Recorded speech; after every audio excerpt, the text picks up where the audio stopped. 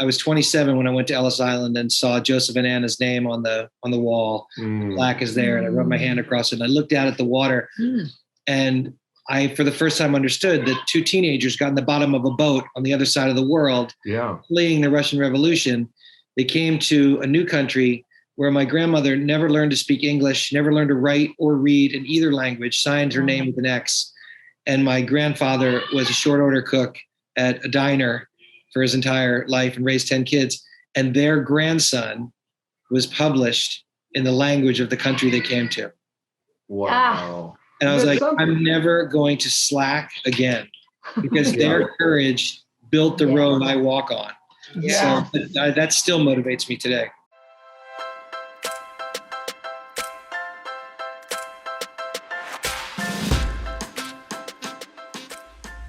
Hello and welcome to Life Off Screen. Today we continue our conversation with Todd Komarnicki, producer, writer. You probably know him from Elf, wonderful film, as well as the great Tom Hanks film, Sully. Yes, and joining him is his wife, Jane Bradbury, and they live in New York City, but today they're going to be coming to us live from their garage in a rented home in Santa Monica. So I hope you enjoy part 2 of our conversation with Todd and Jane. You mentioned Embrace for Impact. And this is Embrace for Impact. Okay, there you go. I like that kind better. Yeah. But Peggy and I watched Sully last night for probably the 5th or 6th time. Homage to you. No, seriously, we love that. Yes.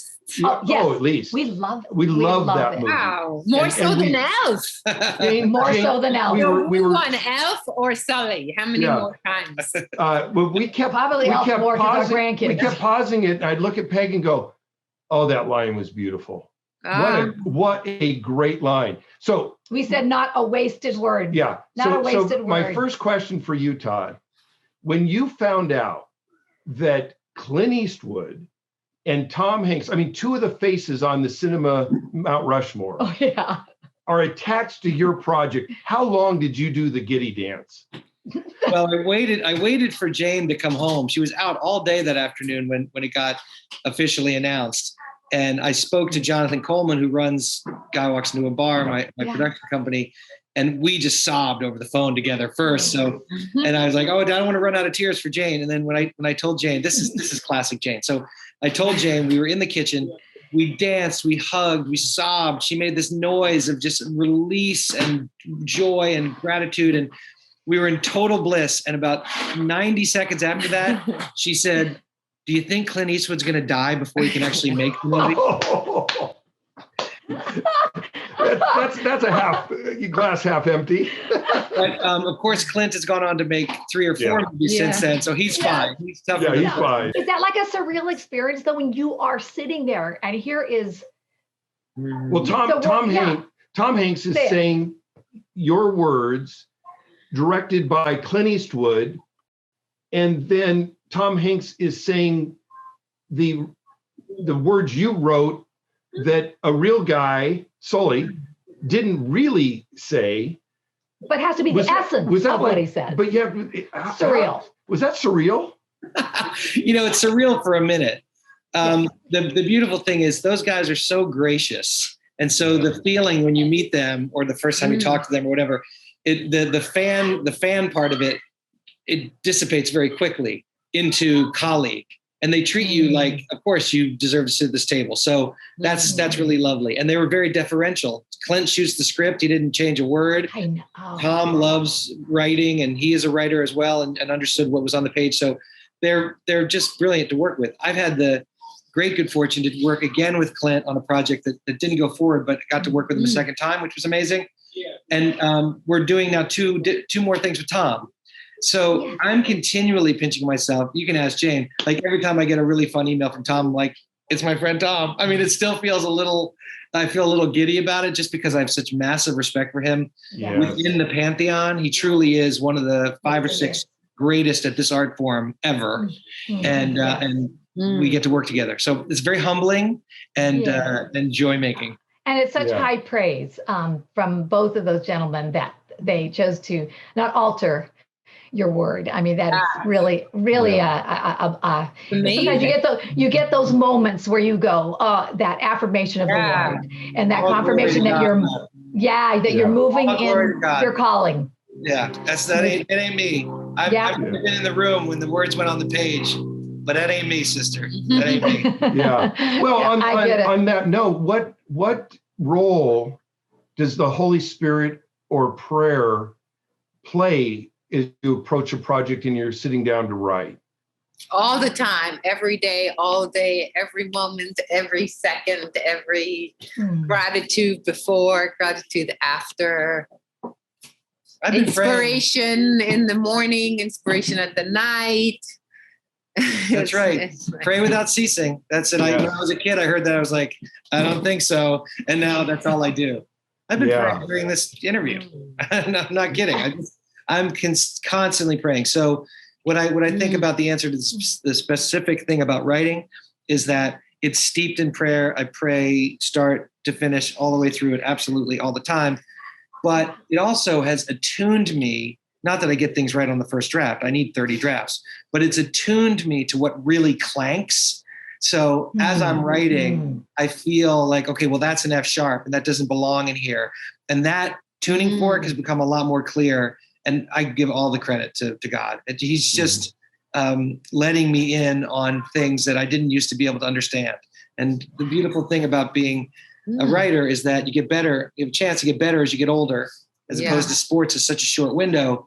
And so I feel like really at 55, I've had this one job for 33 years. And I feel like I'm kind of at the letter D, maybe small D right now.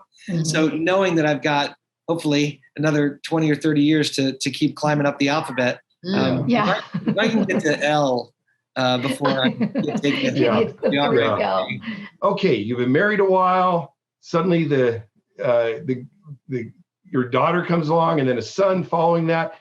How did that just rock your world? Wreck you for good. Jane, you go first. You had the babies inside of you. It altered your world first.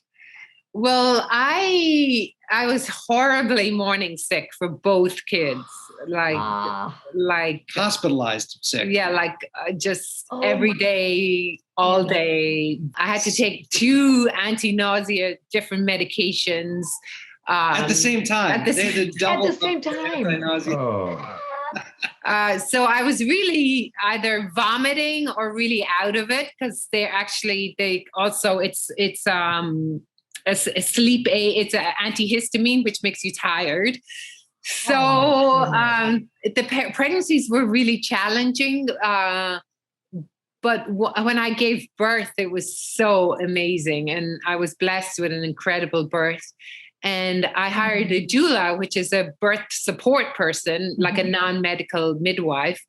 And I got totally hooked on the experience, and I decided to become a doula myself. It charted a course for you. Yes, totally. In a moment. It was just, I had no interest before. And then all of a sudden I was at loads of births and seeing life come and the mystery and it's each moment, it's just a miracle. You're like blown up by like you swallow a million light bulbs. And that was an incredible detour in my life. I didn't expect that God happened to, did this like 360 career, and then I had this new career.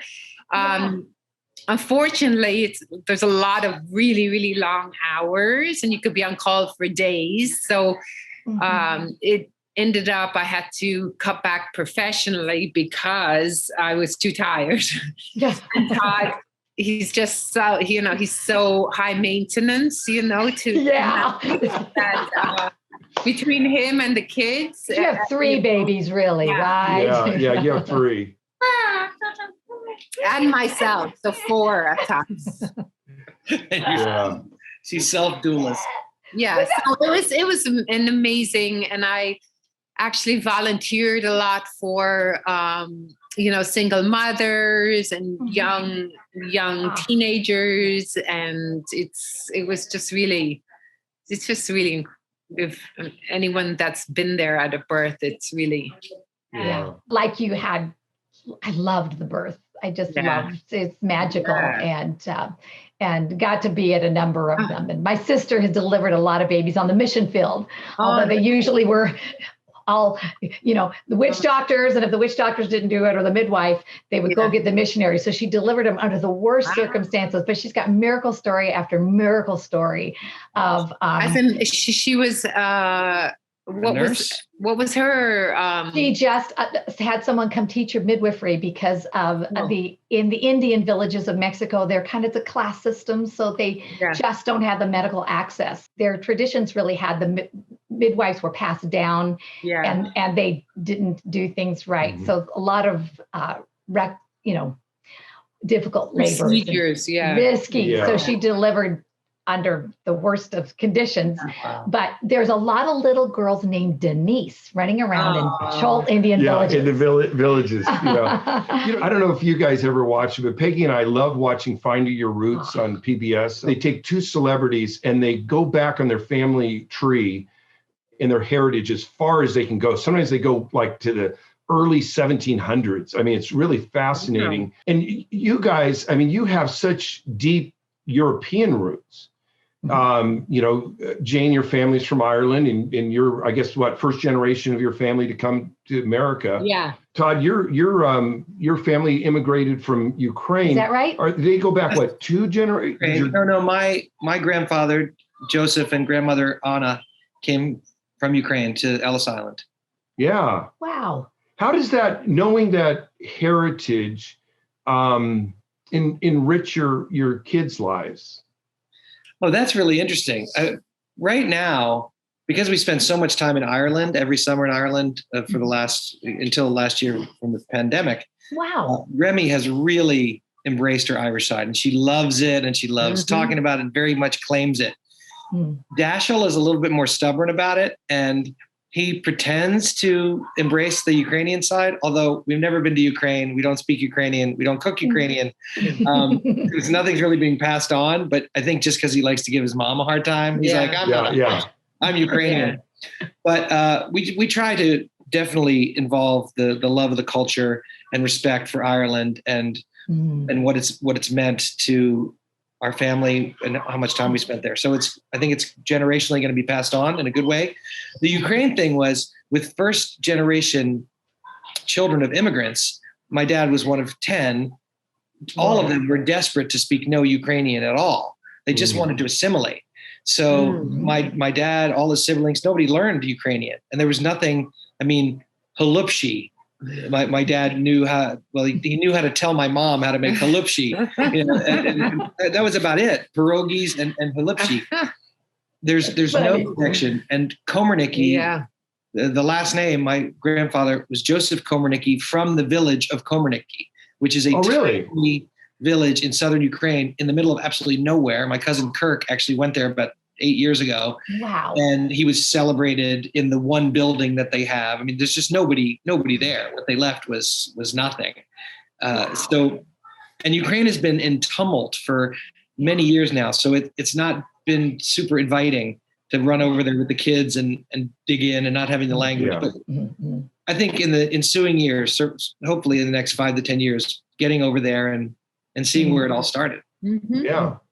I know that, in fact, it was, I think the day after we had lunch with you, Todd, last trip to New York, Peggy and I went for the first time to Ellis Island, and I looked up I guess it's my great-great-grandfather, Ignaz Rupel. And he came over, he came over from Fulda, Germany in 1861, which is the flashpoint of when the Civil War started. And good time to show up. I want to know the story because I don't know it, but somehow in the midst of the Civil War, he made his way along with other villagers from Fulda, Germany, from Ellis Island over to the farmlands of Ohio.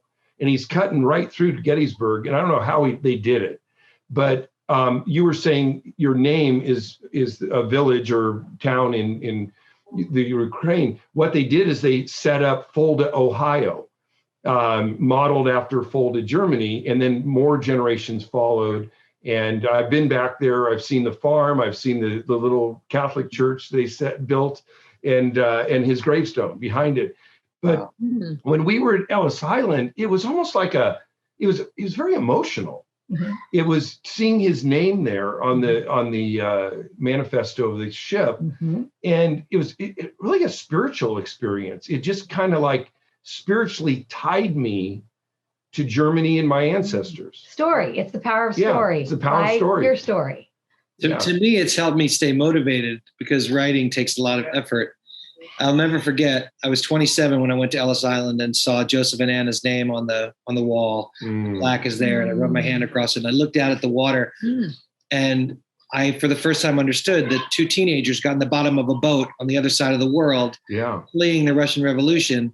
They came to a new country where my grandmother never learned to speak English, never learned to write or read in either language, signed her name with an X. And my grandfather was a short order cook at a diner for his entire life and raised 10 kids. And their grandson was published in the language of the country they came to. Wow. And I was like, I'm never going to slack again because their courage built the road I walk on.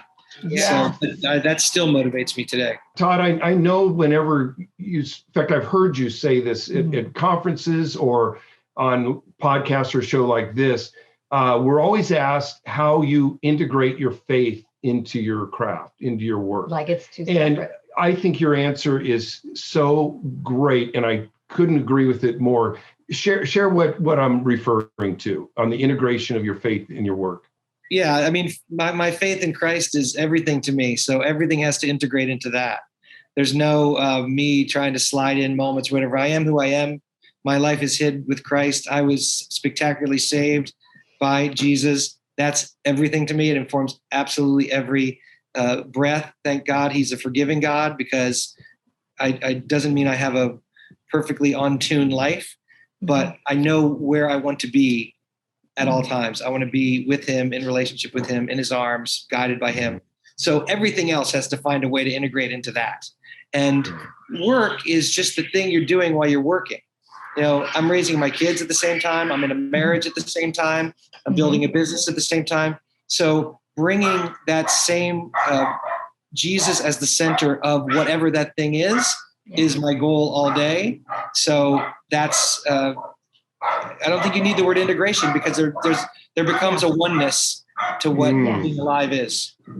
Yes. Also, as a creative artist, Todd's mom, she used to say, Todd, you write so dark. Why are you writing so despairing? And the thing is, I think as an artist, you do have to tell that character story. So it's, it's maybe not necessarily Todd's story. It's not Todd's story, but to be a truthful storyteller, he has to highlight, situations that he necessarily wouldn't live in or that's right. React that way. And I think unless you're, as an artist, you're willing to go to that place and if that's okay with you, you should go there. But if it doesn't, well, then I think you should choose a different project or a different story. Well said. Because I think some people think, well, how can you do something so dark if you're Christian? And sometimes, you're shining light on the darkness. You're saying this is really dark, and you're making people aware that this is really dark, and people shy away from it. So I think it's important to differentiate as an artist. Totally agree. And who better to explore the darkness than the children of the light? Yeah. Well, I certainly know that I chose dark for a long time, and I know what it looks like. In 2008, the Biola Media Conference, I was a co-director, and we brought you out to speak at CBS Studio Center. I remember. You remember. It was just a wonderful time. And because we have a lot of industry professionals, but a lot of our students were there as well. And you said something that was so moving. You said, everything else is just a shadow compared to knowing Christ. And I can remember, I don't know if you remember, but there was an audible sigh because it was such a beautiful moment to end the day with, because here we are, iron sharpening iron, trying to, a lot about craft, a lot about writing, a lot about different things. But that said it all, that's really the truth. Everything is a shadow except in the light of compared to knowing Christ. And 13 years later, I triple down on that. Triple down. That's it. Yeah. And imagine you have a lot of either students or people who are new in the industry, or they're just saying, how do I get in front of somebody or get this script made? Or what is your go-to? Well, my go-to is to quote Steve Martin, because Charlie Rose asked him many years ago in an interview, what's your advice for how to make it in Hollywood? And he said, everyone's always saying, do you go to New York? Do you go to LA? Yeah. Who do you know? And Steve Martin said, you stay exactly where you are. You get so good at what you do, and they will come find you. Good. And never has it been more true in this pandemic world, in this Zoom world, where all you have to do is sit down and be good at what you do, and they will find you. And certainly if you're following Jesus and this is his path for you in life, it's not going to happen by magic wand. It's going to happen by gritting it out and working like a dog in the direction of the good works that he's already laid out for you. But you have to do the works. You got to do it. Yeah. And I think so many people are looking for talent and books and stories. Yeah. It's not like you're like hidden away somewhere in, the 40s, it's like people have anticles out to try to find you so they can make your story. So, they're perusing the internet looking for. Especially now during COVID, we're consuming so much content. It's not like it used to be 3 networks and just 6 studios. Now we have, just the whole. Yeah. We've already set up an adaptation. We've already set up an adaptation of this interview at Hulu. Oh, you sold the rights. You just sold the rights. Jane is starring. Yeah. Can Tom Hanks play me? Yes. I do want to ask one last question. If you could have written any classic film, what would you wish you had written? It's a Wonderful Life. Oh, my favorite film. Yeah, mine too. Wow. Jane, what about you? What's your favorite film of all time? The Notebook. She loved Did you know she was going to say that, Todd? I knew he was going to say that. Yeah, we know. I thought he was going to say The Notebook. Yeah. It's so moving. Well, bless you guys. Thank you so much. Thank you so much for calling us up to ask us. And our pleasure. For doing this and for having this chit chat. Yeah, it was awesome, guys. Well, we're just praying that God will wrap his arms around your family with goodness and kindness and love and grace, and that God would just use who you are, your marriage, your family, your craft, everywhere he takes you for his glory, for his kingdom. So, amen. Blessings to you. We love you so much. We boomerang that right back to you guys. Thank you. All right. Have a good evening. Peace. Thank you. Bye. Thank you again. Bye. Bye. Thank you for joining us for Life Off Screen with Dan and Peggy Ruppel. Life Off Screen is produced by Master Media International. Our technical director is Jason Rugg. Please subscribe to the Life Off Screen YouTube channel or subscribe to the Life Off Screen podcast wherever you get your podcasts. We'd love to hear from you. You can leave your comments in the comments section, and to find out more about Master Media, go to mastermedia.com. Thanks again for joining us. Hope to see you next time.